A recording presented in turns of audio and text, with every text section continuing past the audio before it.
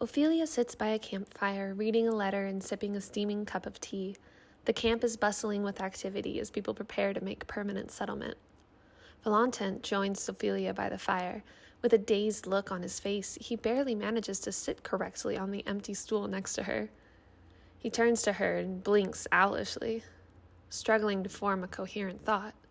Ophelia, darling, how long have we been on the Isle? My memory seems quite a bit more foggy than usual. Ophelia looks up from her letter and over at Valonten. Oh, hello, my love. We have been here a little over a week. I guess that's probably a side effect from you being infected for so long. She takes a sip of her tea and then folds up the letter she was reading. We were infected? Last thing that I remember is the sound of someone screaming and a heavy impact to the side of my head. Ophelia winces at his words. And how is your head now? Maybe you should see a healer. I wouldn't think your memory would have issues for this long. Physically, I seem to have healed up just fine, and I've had Jester look me over. They say nothing is wrong, but the grip of Skaney and the Isle on my mind seems to be quite strong. Ophelia gives him a concerned look that softens into a small smile. There's no finer healer than Jester. If it was something physical, he could remedy it. I have noticed how close you are getting with the Vanderson brothers and ValRavn as a whole. Has something changed between you and the Lang Hall? She takes a slow sip of her tea.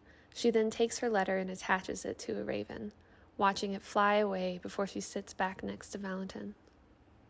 Valonten turns to Ophelia and gives her what he hopes is a reassuring look. Jester did what he could.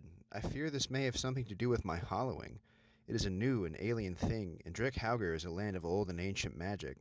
Perhaps there was some sort of conflict at work between the two. As for the Lang Hall, I still serve as the representative of the Imperium to ValRavn. And the Vandersons are a fine pair that have been stalwart allies during our expedition. I've grown quite close to them throughout, and feel the pull of ancient forests and the open sea on what little remains of my soul. Ophelia seems content with that answer and takes another sip of tea. What will you do next? Will you go back to the Imperium or stay here? Valonten stops to ponder the question. I am unsure. My brothers and sisters in ValRavn have been more than welcoming and are integral to solving the problem of my hollowing.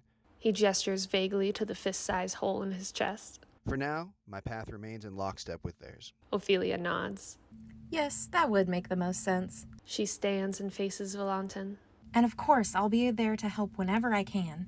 You won't face this alone. Valonten gives the first warm smile he can remember since he returned hollowed. I know you will, my love. After all, what can stand against the light and the shadow? Valonten looks towards the horizon with a renewed sense of purpose in his eyes. Ophelia smiles and then takes a deep sigh. I have something I must tell you. It occurs to me that I have never told you what I do for a living. At least not completely. She looks around, making sure no one is around to hear. What do you know of Sellers Keep? There is a sun elf in the Lang Hall who swears that Sellers Keep is responsible for the deaths of his family. However, my own experience with him is nothing more than a mercenary group that is willing to handle more, let's say, unsavory tasks and missions. Ophelia turns her head and suppresses a smirk. She turns back to Valonten with seriousness. Your experience is correct. You should know that I am a shadow of Sellers Keep. Honestly, I'm surprised after all these years you never picked up on it. But I do strongly suggest not mentioning this to any of your Lang Hall friends. Valonten stares quizzically at Ophelia. A shadow, you say? I'm unsure of your ranking structure, but the pride in your voice when you say that makes sense. You've always been very formidable. My lips are sealed in regards to that information, of course. They have been fine companions, but is none of their business. Our paths have been diverging of late.